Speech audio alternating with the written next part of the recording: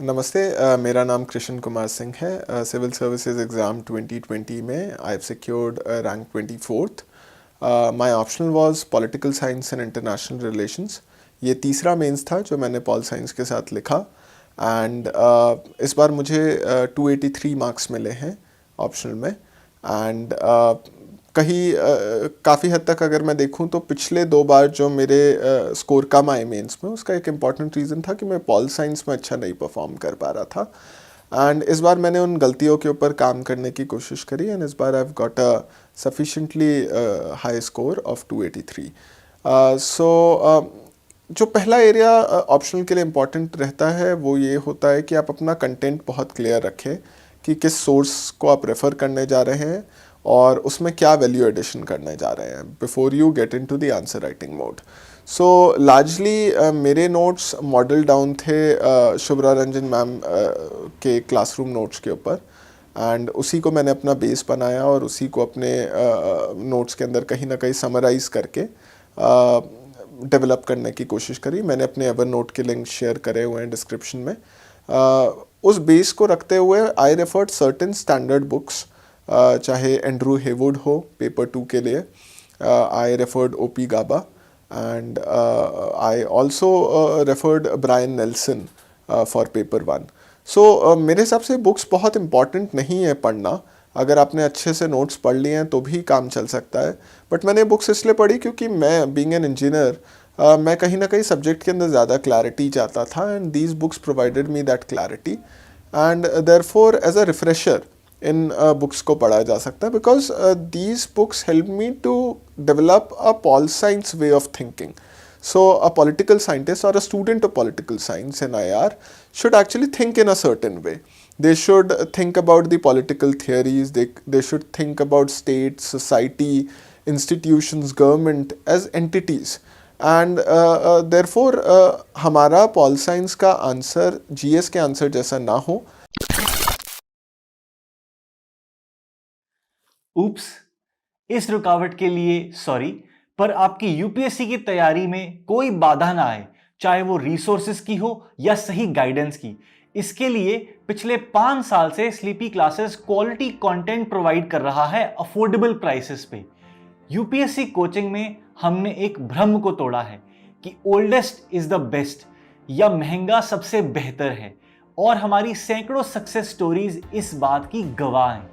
तो आइए अपनी यूपीएससी की जर्नी शुरू कीजिए हमारे साथ, जुड़िए हमारे यूट्यूब चैनल पे और एनरोल कीजिए यूपीएससी 2022 और 23 के कोर्सेज के लिए हमारी ऐप पर। धन्यवाद। वो चीज़ डिफरेंशिएट करने के लिए कहीं ना कहीं मैंने बुक्स रेफ़र करी एंड देन मैंने नोट्स रेफ़र किए। अब एक बार जब नोट्स रेफ़र हो गए और उन्हें मैंने समराइज़ कर लिया अपने नोट्स में, the important thing was value addition. So value addition के लिए जहाँ पिछले अटेम्प्ट्स में largely I relied on my जो भी मैंने बेसिक नोट्स बनाए थे और इंटरनेट से थोड़ा सा गूगल किया था, इस बारी मैंने कई सारे स्पेसिफिक सोर्सेज चुने और अपने नोट्स के अंदर एक किस्म का यूएसपी डेवलप करने की कोशिश करी हर पॉइंट के ऊपर. सो जैसे पेपर 2 है, उसके अंदर चीज़ें बहुत डायनेमिक होती हैं compare to paper 1. So I refer to a lot of newspapers, journals related to international relations. Like for paper 2 section A, I refer to foreign affairs. उसके ऊपर contemporary global concerns में you have environment and you have terrorism. इन सारे areas से related कुछ ना कुछ articles आते रहते हैं on a routine basis and आए होते हैं उनके archives में. So सारे ऐसे global concerns में, concept of power में, इन सारी areas पे या even great power politics में, US, China, Cold War 2.0 पे, इन सारे एरियाज़ पे मैंने फॉरेन अफेयर्स के आर्टिकल्स, फॉरेन पॉलिसी के आर्टिकल्स, इवन एक यूएस का ब्लॉग है war on the rocks, defence journal है, उससे defence related articles, US Russia के बीच जो डिफेंस रिलेटेड इश्यूज़ हैं, उन सारे चीज़ों के ऊपर कुछ ना कुछ जो भी मुझे वैल्यू एडिशन के पॉइंट्स मिले मैंने वो डाले. मैंने हिंदू में आने वाले आईआर के किसी आर्टिकल को इग्नोर नहीं किया बिकॉज हिंदू में बहुत ही रिनाउंड स्कॉलर्स लिखते हैं आईआर के आर्टिकल्स. मैंने ऑलमोस्ट सारे पढ़े एंड उनसे जो भी मुझे अच्छे पॉइंट्स मिले मैंने उन्हें अपने नोट्स के अंदर इंक्लूड किया. एक और चीज़ जो इम्पॉर्टेंट होता है जब भी आप कोई भी आर्टिकल पढ़ें वो ये है कि वो आर्टिकल कैसे स्ट्रक्चर किया गया है. सो आप आमतौर पे देखेंगे कि जो रिनाउंड ऑथर्स हैं, जैसे हिंदू में मान लीजिए M.K. नारायणन सर लिखते हैं, and he usually creates various categories within the article. So you'll have a geostrategic perspective, geo-economic perspective, an India-centric perspective, a geopolitical perspective, environmental perspective, defense, security. इन अलग अलग architecture के अंदर क्या फॉरेन पॉलिसी गोल्स हैं, क्या foreign policy objectives हैं, और India या कोई भी कंट्री या ग्लोबल वर्ल्ड ऑर्डर में हम इन्हें कैसे अचीव कर सकते हैं, ये सारी चीज़ों के ऊपर फोकस होता है. सो मैंने वही सेम चीज़ अपने नोट्स के अंदर भी एमुलेट करी है. जब मैंने आंसर राइटिंग शुरू करी तो कहीं ना कहीं उसमें भी एमुलेट करी. अब जब यहाँ पे उसी तरीके से पेपर 1 के अंदर I went through EPW. So economics and political weekly, जो EPW का वीकली जर्नल आता है, मैं उसमें से अच्छे अच्छे आर्टिकल्स जो सिलेबस के पॉइंटर्स से रिलेटेड है उन्हें इंक्लूड कर लेता था और उन्हें अपने पेपर 1 सेक्शन B के अंदर डालने की कोशिश करता था. Paper 1 section A largely static होता है, उसके अंदर कुछ बहुत ज़्यादा वैल्यू एडिशन का स्कोप होता नहीं है. पर मैंने कोशिश करी कि जब भी मैं इनके आंसर्स कंक्लूड करूं तो कोशिश करूं कि इन्हें आज के रियल लाइफ पैराडाइम से लिंक करने की कोशिश करूं. जैसे अगर मैं प्लेटो की बात कर रहा हूं, मैं कहूँगा Plato is a theorist whose thoughts have no place in today's world, but any politician, any policymaker should actually look at his normative approach when he's trying to set the policies. Similarly, Aristotle, because he's a very practical thinker, uske approaches are something which are going to help today's policymakers, but being practical doesn't mean that you should include all the vices of the society. So Aristotle is someone who was not fair to slaves or women in this society because he didn't give them any political representation, and therefore these vices also have to be removed. Therefore you require Plato's normativism. एक और चीज़ जो मैंने करी, मैंने एक YouTube पे कई सारे अच्छे चैनल्स हैं. I refer to one channel, philosophy tube. उस पे ऑलमोस्ट सारे वेस्टर्न पॉलिटिकल थिंकर्स के एंड इवन स्टेट्स से रिलेटेड थिंकर्स लाइक फूको, उनके थॉट्स 10-15 मिनट की वीडियोस के अंदर अवेलेबल है. And what it does is that it adds an entirely new perspective to the way you think about these thinkers. मैंने वो 10-10 minute की videos में ऑलमोस्ट हर हफ्ते एक बार कोशिश करता था उन थिंकर्स की देखने की, so that I am normalized to what the person is trying to say and I am normalized to the idea. And उनमें से 2-3 पॉइंट्स मैंने अपने नोट्स में इनकॉर्पोरेट कर दिए. Like one very good point was कि एरिस्टोटेलियन थॉट को अगर आप एक तरीके से स्टिच करके देखें, मतलब आप अगर उसका पूरा एक सम टोटल निकालने की कोशिश करें, you will realize that the entire thought revolves around eudaimonia which is happiness. So मैंने उसी थॉट को एक्सट्रैक्ट आउट किया एंड मैंने देखा कि अच्छा, या even Aurobindo's idea. So Aurobindo का the entire idea revolves around self fulfilment, self enlightenment. वो उसके ideas on swaraj, ideas on humanities, ideas on individual enlightenment हर एक जगह पे दिखता है. सो वो अगर एक जो प्रॉपर एक सम टोटल है उस आइडिया का, जो एक जिस्ट है उसके पूरे पॉलिटिकल थॉट की, अगर मैं वो कहीं ना कहीं अपने आंसर के अंदर दिखा रहा हूँ, the examiner will also appreciate that the person has not just red what the thinker said, he has also understood and felt what the thinker wanted to convey. So ये paper 1A के अंदर this approach helped me a lot. Now when I come to answer writing, because once you're done with the content, and of course you have a lot of content, right from basic textbooks to the notes that you refer to, or even internet पे जो articles which are available. Now you have to summarize the entire stuff, incorporate them in your notes, and then reproduce in the exam copy. So answer writing में I made it a point that I'll try to diversify my answers in a certain way, कि वो जो market में एक 1 or 2 coachings जिन्होंने एक certain answer writing का style है which we are generally use to follow, कहीं ना कहीं because a lot of times when you are referring to a certain style, and because everyone is referring to a certain style, examiner के सामने when the person is checking your exam copies, उसके पास आपकी exam copy को differentiate करने के लिए कुछ बचा नहीं होता, सो वो सबको मीडियोकर मार्क्स अवॉर्ड करेगा। So I made it a point कि मैं अपने आंसर्स के अंदर कुछ ना कुछ अलग तरीके से आंसर लिखने की कोशिश करूंगा। जैसे एक जनरली एक नोशन होता है कि हमें आंसर्स पैराग्राफ में ही लिखने हैं। Now it's a hard written rule. Everyone says that I'll write my answers in paragraphs. Nowhere UPSC says that you have to write your answers in paragraphs. So I wrote almost 50% of my paper 2 in a point wise format because I could make my answers more visible, make my thought process more visible to the examiner, and I could enumerate my points in a certain way कि examiner उसे easily पढ़ भी ले और appreciate भी कर ले। This help me a lot. I got good marks in the paper 2 145। सो एक और चीज़ जो आंसर राइटिंग में इम्पॉर्टेंट है वो ये है कि आप अगर फर्स्ट पैराग्राफ में स्टार्ट कर रहे हैं that if you are asked about the concept of power, you simply start with saying that power is a contested concept or something like this thinker said something about power. Rather than that, talk about the nature of power. Talk about how power is something which leads to a who rules whom relationship. So talk about what power means to you. Even in the end, while you are concluding, it's a good idea that you are writing one paragraph about what it means to you, rather than just what some thinker said about it. मैंने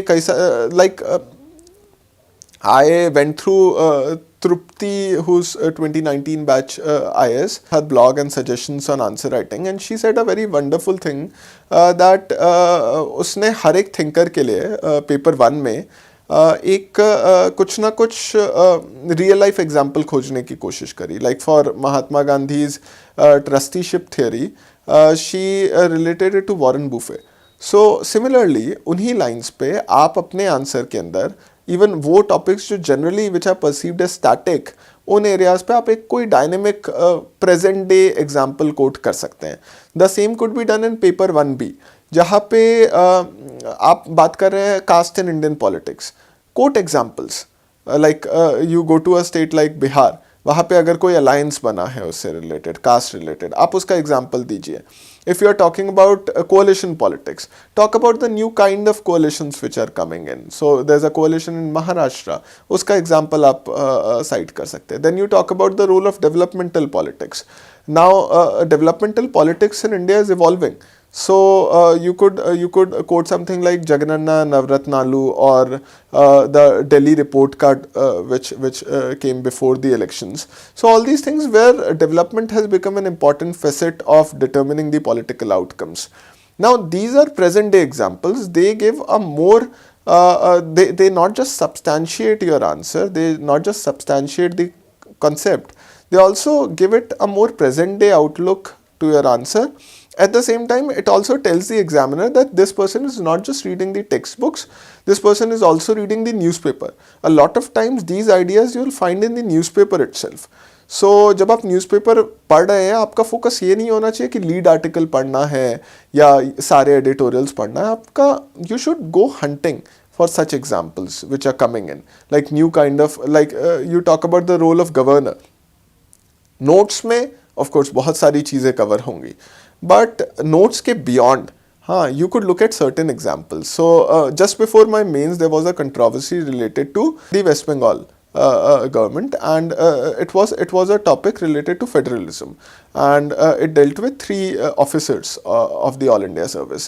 Now I use that example in my mains copy because this is something I thought that is a very important point that could be highlighted when it comes to the changing dimensions of federalism in India.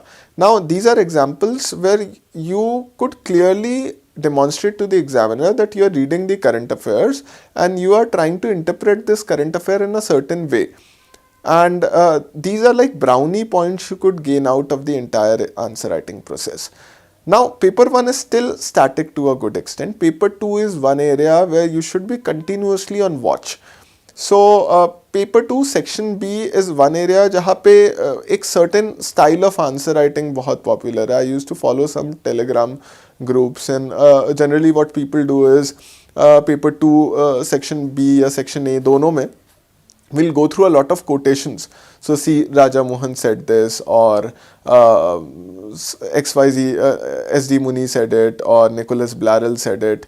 We just keep on quoting different thinkers, what these thinkers think on India's relation with some country, and हम वही चीज़ें simply quote करके आ जाते हैं. मेरे हिसाब से it is a flawed approach, because the examiner is not looking for what some renowned scholar has already commented on that matter. Commentaries are not important, and therefore they should not be quoted. What is more important is how you perceive India's relation with a certain neighborhood or certain great power. So this time what I did was, the only statements I quoted were from political leaders. So I quoted Prime Minister's statements, I quoted statements by India's External Affairs Minister, or some president like US President or UK President. So these are the only things I quoted. Secondly, I stuck more to facts. So just like what I did in the GS, here also wherever I could see, I could talk about like India's relations with Japan. So I'll draw the entire Asia Pacific rim, and I'll clearly show where is Japan, where is India, and what could be the points of intersection, where is China, what could be the points of friction. And then I will also write, I'll make a small box, I'll write about the facts related to India-Japan relations. So I'll write what is the level of trade, what is the progress, when was the last summit happened, what are the key projects these two countries are working together on. So I'll write down all the facts, and then in the answer area, I'll try to segregate my answer into various components, like what are the economic gains, what are the trade gains, what are the developmental gains, and what could be the importance in science and technology. But at the same time, what is very important, even if you're talking about India's relations with small countries, you should always have a great power perspective. So India-Japan relations are not independent of the larger US-China friction which is going on. In fact, in the present era, you should always keep a check on how the relations between two countries are being determined by the relations among bigger powers. So the US-Russia friction will always determine what happens between US and Central Asia, or China and Central Asia, because this is how the international politics works. There are no permanent friends, no permanent enemies, and therefore countries have a transactional relation among them. So मैंने यही चीज़ कहीं ना कहीं अपने answers के अंदर दिखाने की कोशिश करी कि सिर्फ इंडिया जापान रिलेशंस नहीं है, वो कहीं ना कहीं it's an outcome of many other things which are happening. Japan के नेबरहुड में in East China Sea, South China Sea, there are new developments which are happening, and it's important that you write down these new developments. So if there is something happening on India China border in Ladakh, or there's something happening in South China Sea, and you think it has a bearing on the larger great power politics of the world, the power politics of the world is shifting, then you should make a note. उसके ऊपर भी एक point India Japan के answer के अंदर आ सकता है. सो आपके आंसर्स कहीं ना कहीं यूनिक ऐसे ही होंगे जब आपने उसे मल्टीपल लेवल्स के ऊपर सोचा होगा. But another thing which will be really important would be that your answer should have a political science and IR ka language. So like in paper 1B, many of us would actually make our answer a history ka answer or economics ka answer in topics like Green Revolution.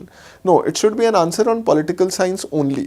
So if there's a question like fallout of Green Revolution in India, you should not talk about why did the Green Revolution fail or succeed in a certain way. The question is not about it. The question is more about what are the political fallouts.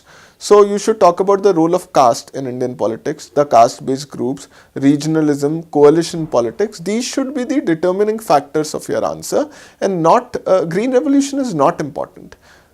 The political implications of Green Revolution is important. So if you're writing a GS ka answer, write like someone who's a layperson. But if you're writing an answer for political science, write like someone who's a student of political science.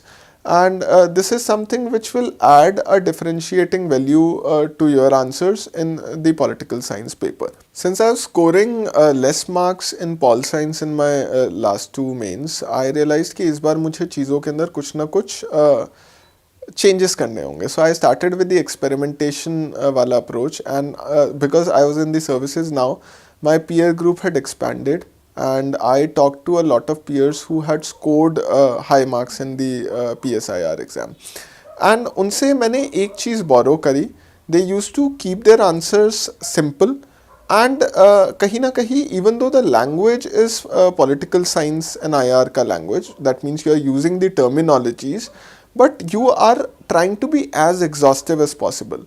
So one mistake which people usually do is कि उनका focus अगर India US है तो सिर्फ security पे रह जाएगा या सिर्फ ट्रेड पे रह जाएगा. ऐसा नहीं करना चाहिए. आपका आंसर एक जीएस का ही आंसर होना चाहिए. The only addition would be that you are using terminologies related to political science and IR. So there's a use of power, state, institutions, geostrategy, geoeconomics, and all these things. So मैंने maritime theater, all these terminologies which are very specific to the PSIR studies. So मैंने भी almost इस बार यही किया. I in fact changed the test series which I was usually using. I joined one at Piyush Choubey sir, and उनकी videos देखी, and कहीं ना कहीं उनकी वीडियोस से एक फ्रेशनेस आया मेरे पर्सपेक्टिव में. I try to incorporate some of the things from his videos in my answers, so that कहीं ना कहीं मेरे answers के अंदर वो जो पिछली वाली जो सारी चीज़ें हैं जहाँ पे वही the same things I know of and everyone is writing about जो मैं लिख रहा था, उससे कहीं ना कहीं एक किस्म का डाइवर्सिफिकेशन हुआ. मैंने थोड़ा सोर्सेज भी चेंज किए, because earlier I was referring to notes and I was referring to certain blogs. इस बार मैंने वो लिस्ट बहुत ज़्यादा एक्सपैंड कर दी. सो मैं even personal blogs like Bharat Karnad का ब्लॉग या फिर ब्रह्मचेलानी का ब्लॉग मैंने रिलीजियसली फॉलो करना शुरू किया. This was the first time I read vision IS का IR. So it's like a 150 page thick source, Mains 365 का. DKT UPSC CSC. अगर आप केवल सिविल सर्विस परीक्षा के प्रीलिम्स, मेंस और इंटरव्यू के वीडियो देखना चाहते हैं तो सब्सक्राइब करें DKT UPSC CSC चैनल. यहाँ आपको टॉपर्स के वीडियो रैंक के हिसाब से अरेंज मिलेंगे. चैनल के लिंक के लिए डिस्क्रिप्शन बॉक्स में जाएं. And I went through it. I in fact did it thrice or 4 times because उसके अंदर कई सारे अच्छे facts मिल गए and कुछ analysis के points मिल गए. So I did it, and उन सारी चीज़ों को combine करके again I was experimenting. So I never knew कि the strategy is going to work or not. But I realized कि मेरी पिछली strategy में flaw है and बहुत ही mainstream हो जा रहे हैं answers, and answers ऐसे हो रहे हैं जो कोई भी लिख सकता है. सो उसके अंदर कोई भी ऐसी एक्स्ट्रा एडिशन नहीं कर रहा हूँ मैं which is going to fetch me higher marks. मेरे फिर से मार्क्स आएंगे तो वही मीडियोकर मार्क्स आएंगे, and this is something which won't get help me get into a top 25 और top 50.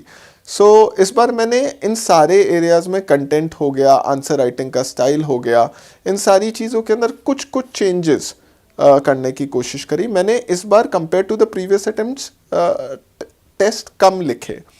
So in the last mains I wrote more number of tests in pol science compared to this time. But this time what I did was जितने भी मैंने test लिखे उनके अंदर past year papers लिखे, बहुत ज़्यादा खुद से लिखे, खुद से रिव्यू किए, एंड उसके साथ ही मैंने जो भी टेस्ट सीरीज़ के भी टेस्ट लिखे वो मैंने रिव्यू कई बार किए. सो मैंने उन्हें 3-4 बार खुद से पढ़ा एंड सोचने की कोशिश करी कि उन आंसर्स के अंदर मैं क्या और ऐड कर सकता हूँ. So it's very important that you not just right for the PSIR optional, you should also go back to these answers. And previous year questions are something जिनका return बहुत high है. And one thing which worked in my favor was मैंने PYQs बहुत हद तक pre से पहले कर लिए थे. सो प्री के बाद मुझे काफ़ी हद तक ये मालूम था कि किन एरियाज़ के अंदर पॉल साइंस के अंदर मुझे काम करना है और क्या एरियाज़ ऐसे हैं which are areas I am more comfortable with. And almost इन सारी चीज़ों के कॉम्बिनेशन ने कहीं ना कहीं help me to get a good score in political science in IR this time. I hope this helps.